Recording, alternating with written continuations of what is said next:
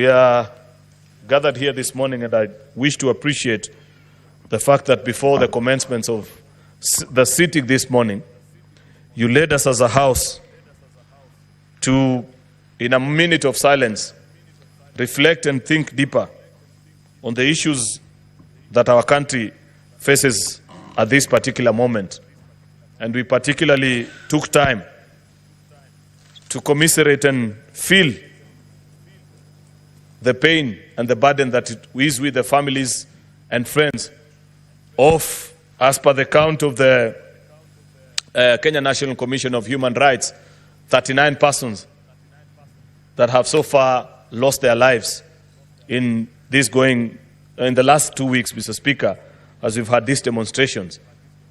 Mr. Speaker, we acknowledge as a House, and I'd wish to go on record about this, that this is an indictment of us as a leadership in this country, that we are in an extremely difficult place where, if we are not careful, not many countries have gotten to this point and turned back.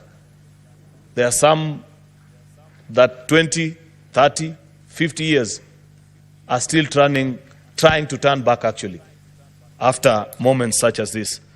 Therefore, this calls for introspection. This calls for a rethink. This calls for serious empathy on our part as a leader. And I have said this many times on the floor of this House, Mr. Speaker, that the challenges that we face as a country, on many occasions, we have very limited choice. First, in terms of whether to tackle or not, but second and most importantly, on what has been our input as any individual who's in a position of responsibility to get the country to a better space. Therefore, as I begin, Mr. Speaker, I'd wish to personally, and this is at a personal level, not even necessarily as Senator for Cheruiyot, Majority Leader, but just as a leader and somebody who God has granted the opportunity to serve in a position of responsibility in this country, to tender my unreserved apology to the country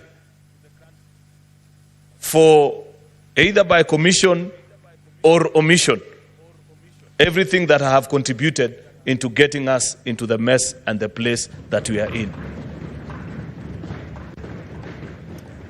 I have reflected deeply the last few days, Mr. Speaker, and looked through my own journey as an individual and asked myself very serious questions, trying to wear the shoes of the ordinary citizens and how they feel at this particular moment about me as a person. I don't want to focus about any other individual, whichever office they occupy, but just me, a citizen of this country, that God in his own wisdom granted the opportunity to serve in a place of responsibility, and try to retrace my steps. What is it that perhaps I should have done better?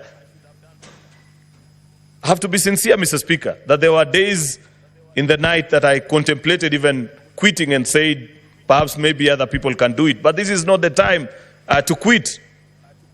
Because quitting doesn't solve, it doesn't get us out of the hole that you already are in. If it's about getting out and running away, Mr. Speaker, you first sort the mess that you created.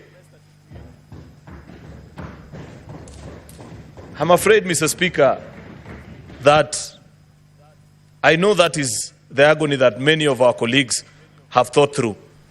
And therefore, just to bring the country up to speed and appreciate why the Senate of the Republic of Kenya is seated this morning, is that we had a session yesterday in the afternoon where we sat down as a Senate of the Republic of Kenya off camera, not in this chamber, but seated somewhere together, and reasoned and said, what is it that we can make as our contribution?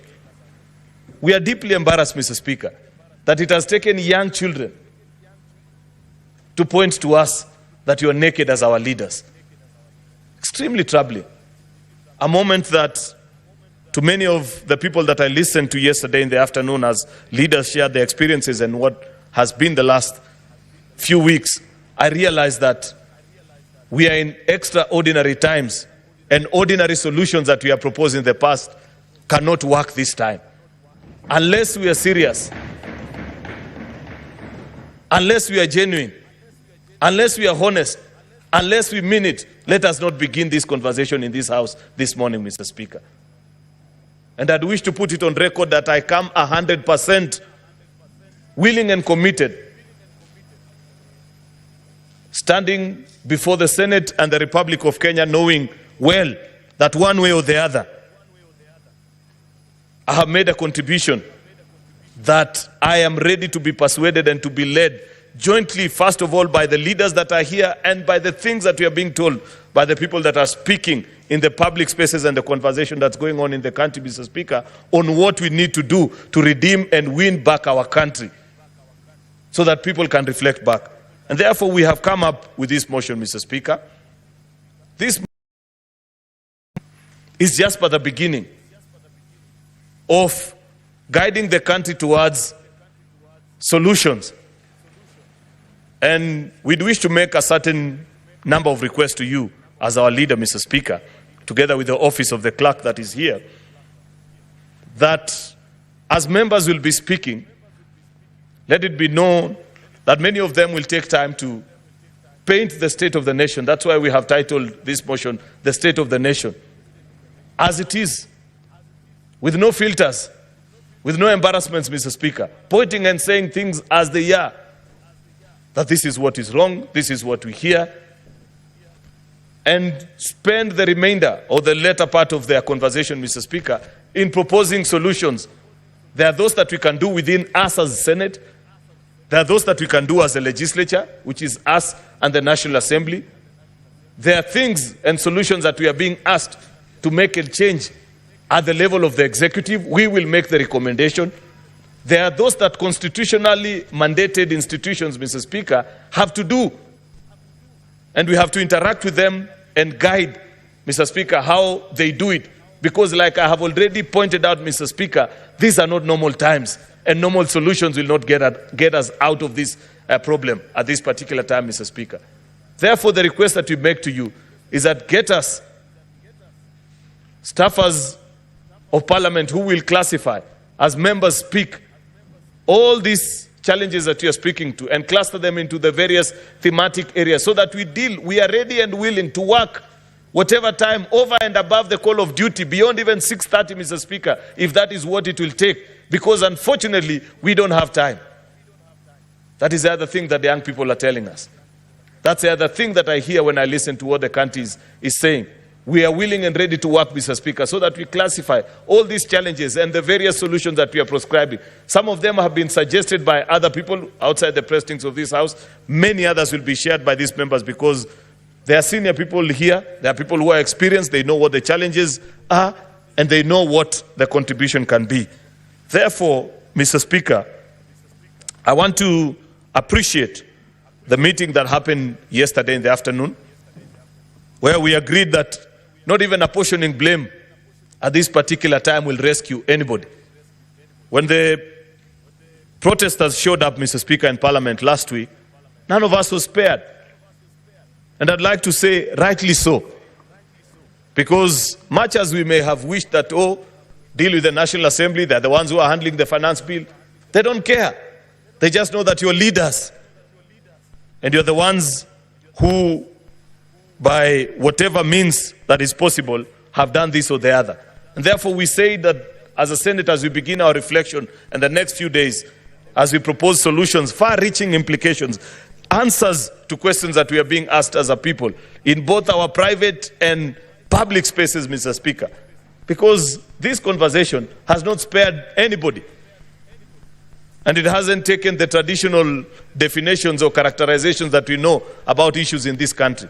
Nothing to do with religion, nothing to do with the tribe, nothing to do with class, Mr. Speaker. These are unique challenges that have caught over all of us.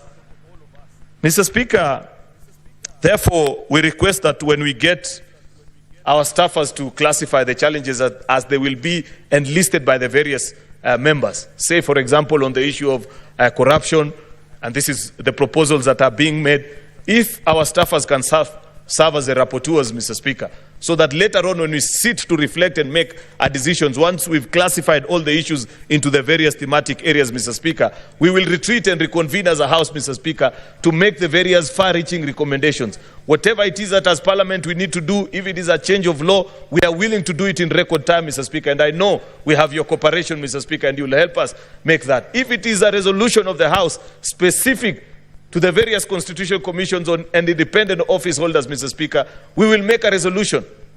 Because there are two ways in which Parliament makes decisions, Mr. Speaker. We either vote on a bill or we resolve on a matter and give it as a resolution of the House. We intend to pursue whatever means it will take, Mr. Speaker, to heal the country and make us better as we are being challenged in the last few days, Mr. Speaker. The country is complaining of a broken system, Mr. Speaker, that nothing works. Absolutely nothing. That this is a rigged economy where only those with proximity to power and the advantage unduly given to them by the spaces they occupy, either in public or private institutions, Mr. Speaker, are able to enjoy living in the country. And we are being asked to repair and fix it. Where this thing has reached, Mr. Speaker, it needs an overhaul. I am afraid that not the usual glue and gum that we put into areas that are leaking will solve this time. It's completely broken. If it's a pipeline, Mr. Speaker, it is time to decommission and set up a new pipeline. That's what I hear as being challenged. We are being told that everybody wants a fair shot at life and not our children to get better chances at education. Better chances, Mr. Speaker. I grew through our public education systems, from primary to secondary to university, Mr. Speaker. And it was the best at that particular time.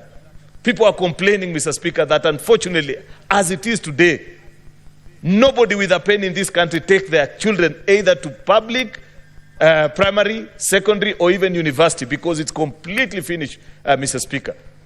The picture of the primary schools that we all went to, Mr. Speaker, while it served and it worked at that particular time, public education is broken at this time.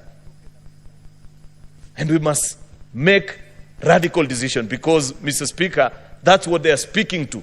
And they are saying, while you guys are okay, what about the kid of the ordinary person? You know, Mr. Speaker, when every time I lost sleep, as I thought through about the issues that we've been through as a country, Mr. Speaker, I asked myself, where is it that we as leaders have lost touch with reality? I didn't grow up as a child of privilege, Mr. Speaker, for your information. I am 38 years old. I came to this parliament at the age of 29.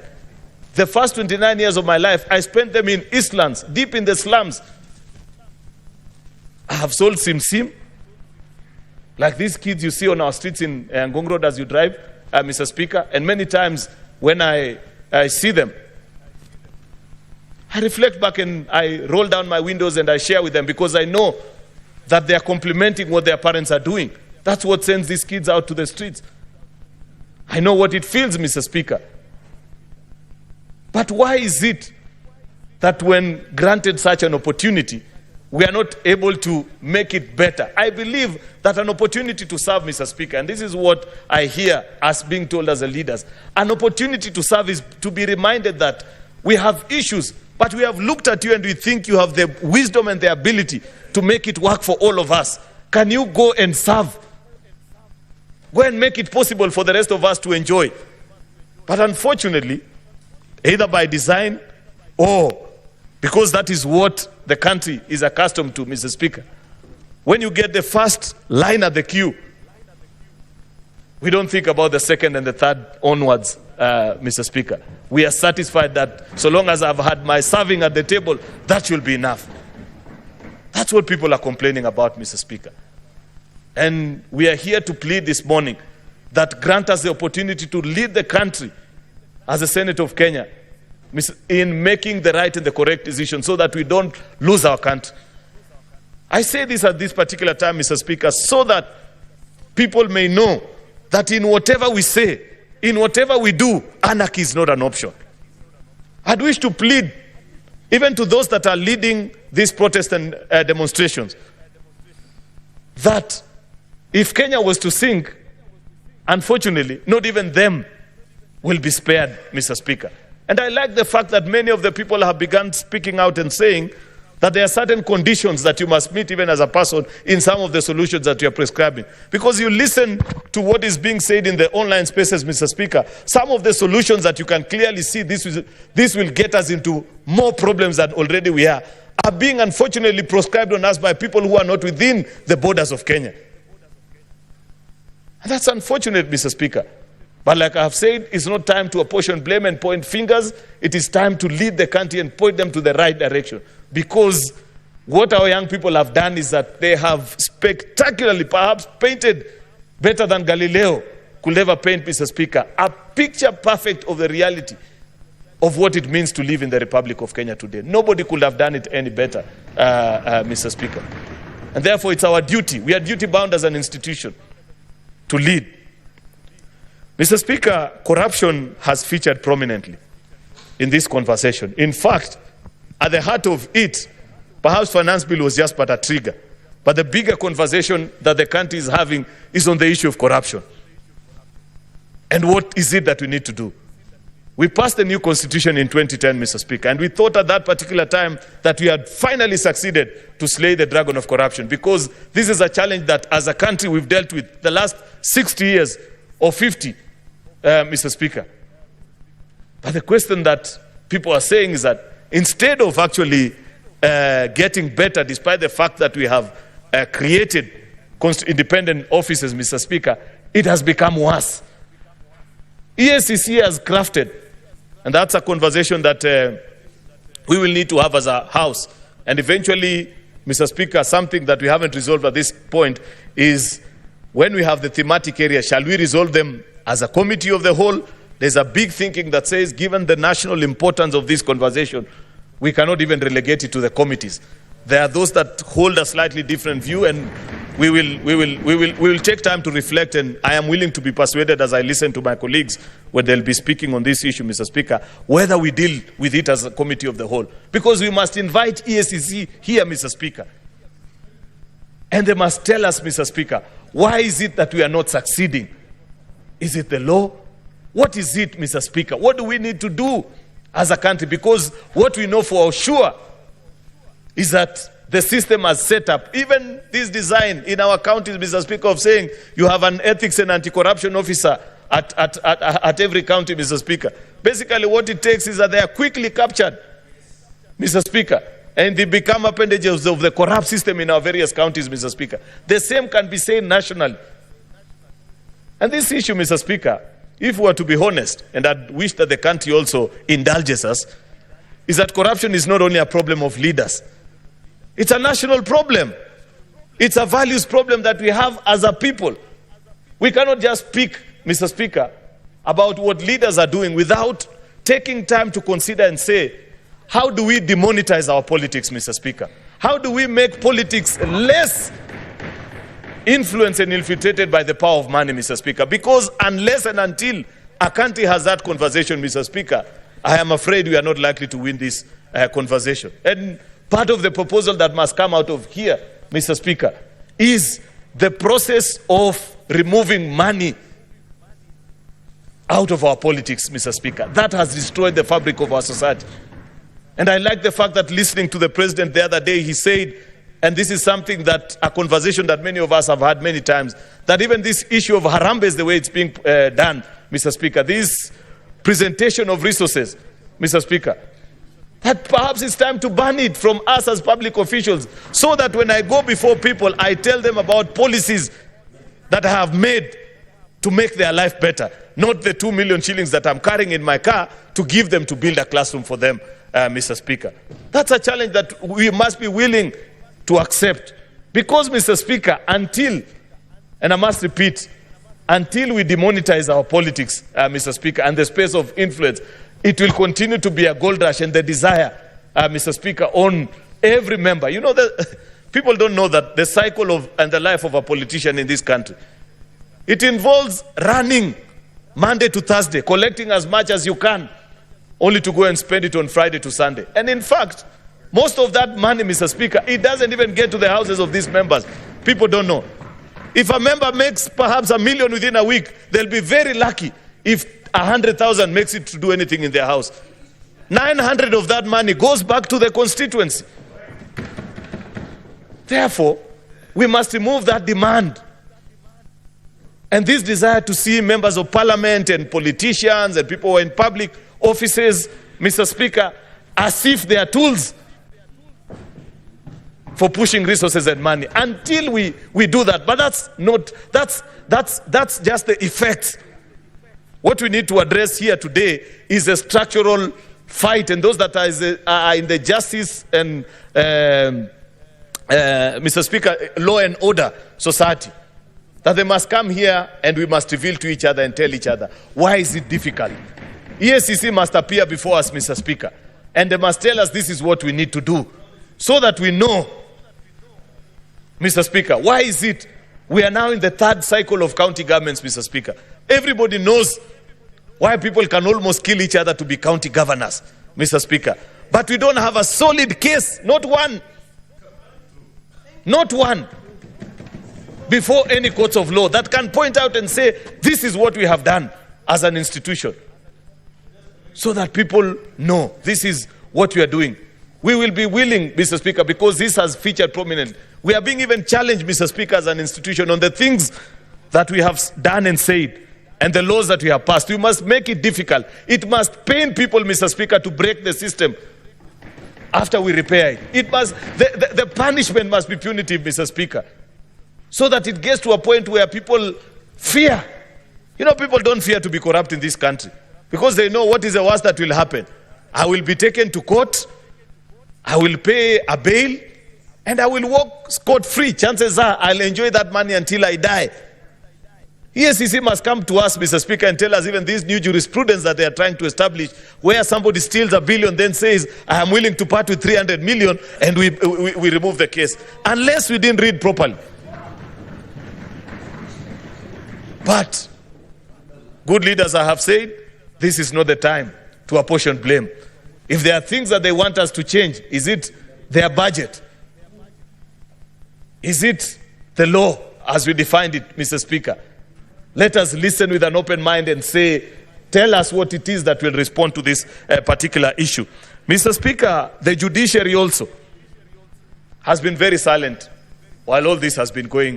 In fact, the only thing I've seen the Chief Justice speak about was on the issue of abductions, and I think later on, when her chambers were raided, she issued a statement or something to that effect.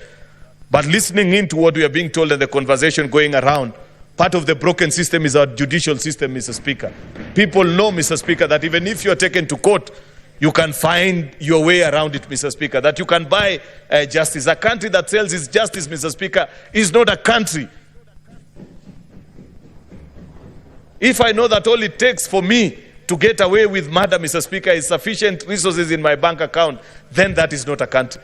Judicial Service Commission, Mr. Speaker, just like us and all of us that are in positions of responsibility, Mr. Speaker, must engage and be willing to guide us and say this is what has happened. If you listen as people who are speaking, people have shared their experiences, how they have been disinherited of properties that were left by their parents because a rich person showed up, Mr. Speaker, and as orphaned children, they could not put up a fight before our courts of law. That is not the foundation of a judicial system, Mr. Speaker. And we need time to reflect. JSC must tell us, what is it that we need to do, Mr. Speaker? Equal opportunities has featured prominently. Many people are saying, we know that all it will take for you to get an employment anywhere is to have people of influence. We have constitutionally mandated institutions, Mr. Speaker, NCIC, and so many others. Let's see the studies that they have done so far out of the millions that we have sent to them over the years. Are they just collecting per diems and traveling to Naivasha? Or they have done a scientific study that can help us to appreciate? You know, the problem in this country, Mr. Speaker, is that people love proposing half solutions. And that's what we are being told, that is not enough. It is not just enough to tell us that this community has this percentage of jobs This one has the other. Can you make recommendations? And we are willing to come and pass a resolution of the House, Mr. Speaker. If it is established, Mr. Speaker, that the community that I come from has more than an equal share of opportunities, Mr. Speaker, in the various cadres and levels of government, Mr. Speaker, let's pass a resolution here and say that until such a time that others get an opportunity equitably, Mr. Speaker, we don't give chance to those but unfortunately, Mr. Speaker, listening and reading the reports that have come from NCIC, it is so basic and it's like the person who designed it just wanted to appease people with little facts here and there, Mr. Speaker. Oh, Kikuyus have this percentage, Luos have the other. That's not enough. Break it down. Work like a serious institution. Tell us how many CEOs exist in public service. Give us their distribution. How many senior level managers exist? How many are ordinary clerks, Mr. Speaker? We could be talking about a particular community that has a certain share, Mr. Speaker, but they are all clerks and drivers. It's not the same. We need a more detailed study so that you lead us as a house into making this conversation. I'm trying to rush, Mr. Speaker, because I know time is not on our side. Governance on our value systems, Mr. Speaker, featured prominently in this conversation. And we must put it either by law, by design. What is it that you do as a public official when certain things are said about you? How is it, Mr. Speaker, that in certain countries, that you as a public officials, even when you're just accused of having an extramarital affair, forget about stealing public resources. The system is so advanced that you are challenged and are told, Mr. XYZ, if you cannot be faithful even to your partner, you cannot be faithful to your current, to the country, that your character has been found wanting. And people are asked to step aside on such occasions, and people do the honorable thing and say, I think I no longer enjoy the trust of the people. Allow me to pursue other things. On personal matters, I'm not talking about public issues, Mr. Speaker. The problem with us is even when we have been challenged on public issues, Mr. Speaker, we still want to stick and die until, the famous quote that somebody once said, I'd rather die than resign. On debt, Mr. Speaker, I have a certain level of reprieve as a person, but it still doesn't help me. Like I said, these young people don't care, and the people that are speaking don't care, because on the two occasions that the debt question appeared before this House, the last term, I voted against it, both to move it at 6 trillion and eventually when we moved it to 10 trillion, Mr. Speaker. But that doesn't help. That's history. We can point fingers and say, you moved, you did this or the other. It doesn't matter at this point. The thing we are being told first, Mr. Speaker, is that when Kenyans look keenly, they are trying to locate 10 trillion in the country, and they cannot see it. So they're asking, are you sure, first of all, that we owe 10 trillion? And I have made public confessions, Mr. Speaker. Those that served with us in the Budget and Finance Committee last time, Mr. Speaker, know that when we asked for Kenya's debt register, it was brought to us on an Excel sheet. No records beyond that. And you're being told, company this, you owe them this much, this is the rate at which you borrowed, and so on and so forth. It pointed out to a problem. In fact, on the day that I made my contribution and said that I reject this approval of the debt, raising of the debt ceiling to 10 trillion, that's part of the reasons that I raised that afternoon, Mr. Speaker. And I said, until Parliament has a counter copy of what the Treasury is borrowing, Mr. Speaker, and we rearrange that whole space of our debt, Mr. Speaker, we are not yet out of the woods. Therefore, I don't want to spend a lot of time on the issue of debt, Mr. Speaker, but we are being told that a public audit of our debt situation, Mr. Speaker, is mandatory at this particular point. And I know the executive will do theirs, but even us as Parliament, because it's us who failed in that regard, we must carry out our own, so that we counter-check with what the executive is doing. Parliamentary Budget Office can lead this exercise, but if they need the expertise of other audit firms, including international reputable establish institutions that can help us in this conversation. People who know about multilateral lending, Mr. Speaker, and going to the financial markets, because there are issues of Eurobond therein and other institutions that we have borrowed from, Mr. Speaker. Let us have that conversation so that we know, first of all, Mr. Speaker, what is our debt exposure. Look at even the debt ceiling change of law that we did earlier. Makes sense. We argued and said we want to change how we calculate our debt status, Mr. Speaker, as opposed to having it as a static number, make it as a percentage of the GDP, because that's a more globally accepted standard. And that's fine. And I supported that motion, Mr. Speaker. And we said in 3 years' time, we want to bring our debt sustainability to 55% of the GDP. It is now at 61. We have 3 years. But what is the plan, Mr. Speaker? What did we learn from the past? How comes when you were passing that particular legislation, we didn't tie it so neatly so that we know? You know, bringing debt as a percentage to the GDP to 55% is not an occurrence, Mr. Speaker. It's not an event. It's a process. You have to grow down your fiscal deficit over the years. We didn't put it in law, Mr. Speaker. And it's not just enough for us to be satisfied and say that we have a promise that in 3 years' time, that's where we'll be. At the time of exiting this conversation, Mr. Speaker, we must tighten that law so that even as those that do our budget at the Treasury know that the maximum fiscal deficit that we can get for this year, 2024-2025, is this one. And you tighten it so that by you leave them with no option.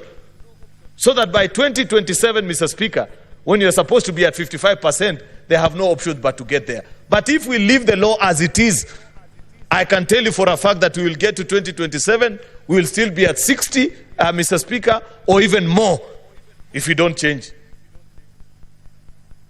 And we must make a decision, Mr. Speaker, as we sit and reflect, because debt has featured prominently in this conversation. As I move to conclude, Mr. Speaker, SRC, Salaries and Remuneration Commission, have been silent as this whole debate has been raging. Silence is not an option anymore, Mr. Speaker. They have to speak to the country. They have to tell us what is it that you're going to do so that we reduce our public expenditure on wages and salaries from 46% to the mandatory 35%, Mr. Speaker. If it means taking a pay cut, we as members of parliament, Mr. Speaker, good people, we have been told that it's not possible, that members of parliament will never do it. We don't have an option. We must do it, Mr. Speaker. The yearly increment that is now being discussed, that we are being told that, I saw that being reported or misreported in sections of the media, that we are now going to earn more. SRC continues to be silent about it, but we must make a resolution and say we reject even that one in light of the financial situation. But as it is, Mr. Speaker, Mr. Speaker, even if the high earners were to take a shave on their salary, that is still not enough. I don't have the statistics, and that's why I've said some of these constitutional commissions have failed us, Mr. Speaker. I don't know what will be the percentage of Kenyans say that earn over and above 100 and 150. But I'm certain, Mr. Speaker, they are in the slim minority of less than 10%. 90% of our public officers earn less than 100,000 and below, Mr. Speaker. And therefore, whatever savings that we can make there, let us make. But over and above, the thing that people don't like, Mr. Speaker, and this featured prominently. Senator Omogeni is out, but he knows this featured prominently in our NADCO talks. And a report that we tabled here, Mr. Speaker, unfortunately, which we haven't done with speed, Mr. Speaker, captured all the wastages that are in the public expenditure space and what we need to do as a country. From page 546 of the NADCO report, I think, to almost page 600, Mr. Speaker. Where things that we understand, things are tight. It's the most obvious thing that people do. Young people are telling us, when you have a job with Safaricom, you can live in Langata. But the day you lose that job, you move downwards to either to South B or Umoja until things get better. That's what we are not able to do as a leadership. We know for a fact that when things were better, we could all fly business as members of parliament. But if you read the recommendation from NADCO, we have said any flight that is less than 3 to 4 hours, surely, must you fly business as a public official. 3 hours. You will not even sleep. You know? And so many things, Mr. Speaker, recurrent expenditure and wastages. Institutions, even parliament. And you know, I saw our staff criticize us and say, yes, we have been saying this or the other. But even our staffers, they need to know that this must come to them. You know, I've served as staff welfare chair, so I know a thing or two about expenditure in this institution. You will hardly get anybody in parliament, Mr. Speaker, on a Friday. Even to consider a report on something that happened in parliament, Mr. Speaker, people cannot consider it in parliament. It must be considered in Naivasha or Mombasa.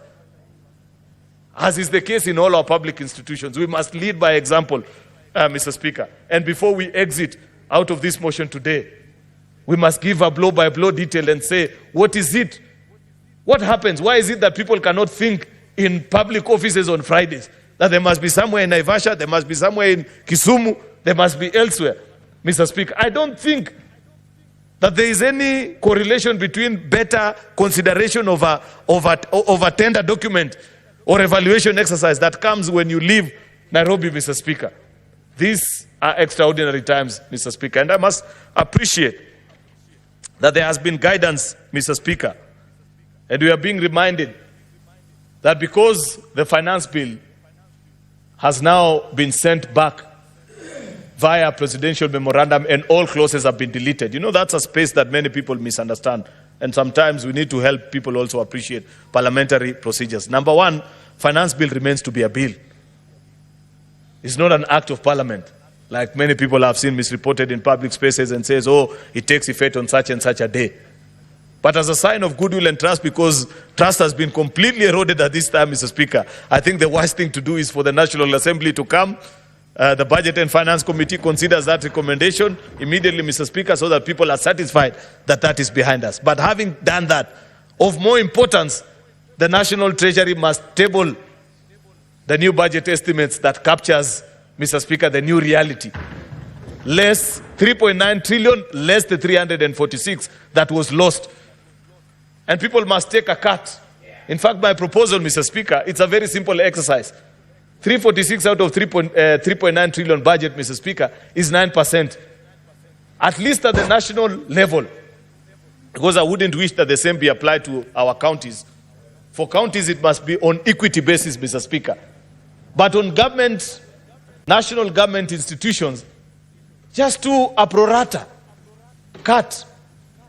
If your budget was 300 billion, Mr. Speaker, as a state department or an agency, you submit your new estimates less than 9%, so that you are left to go and do the reappropriation of whatever needs to be done. And by next week, Mr. Speaker, we have a new budget that captures that particular reality. Because, like we are being reminded, living within our means is not an option anymore. And I believe that when our colleagues reconvene in the National Assembly, they'll be guiding us in that particular. But I have to be specific and say, because in the first instance,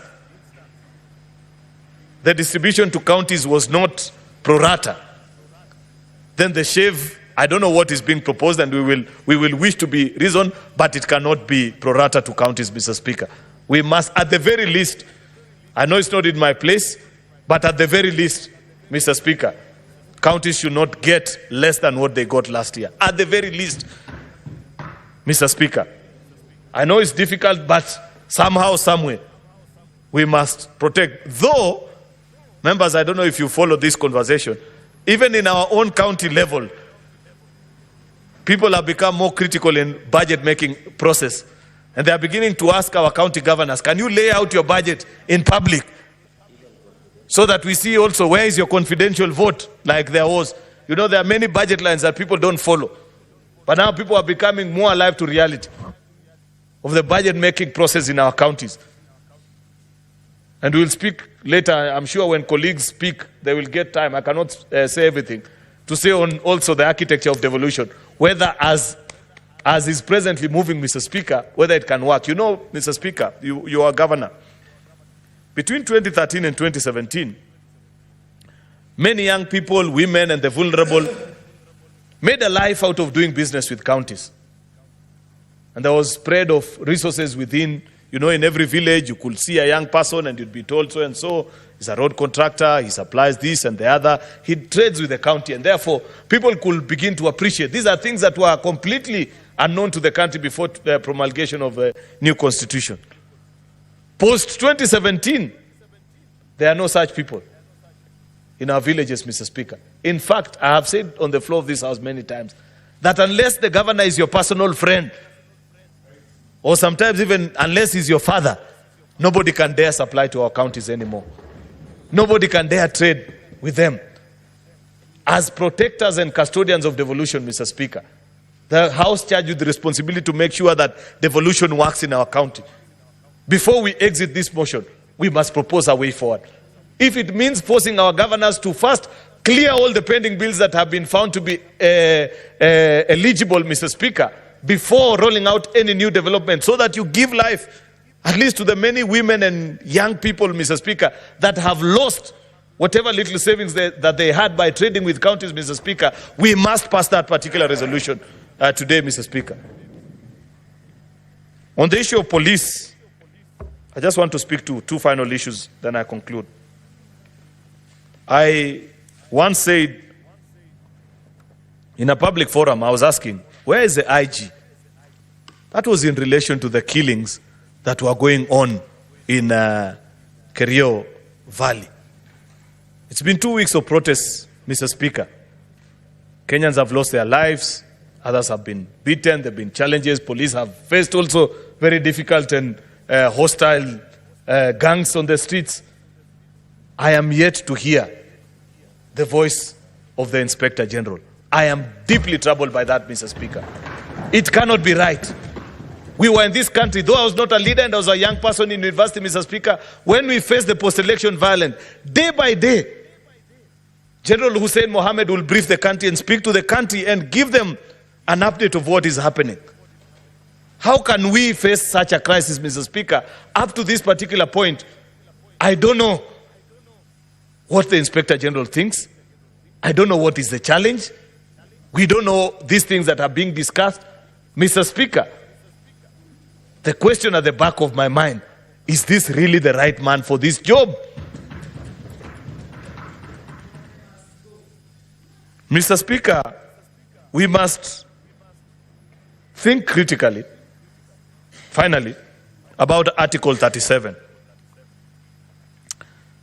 We have had conversations and debates here on this house, whether the demonstrations peaceful or not.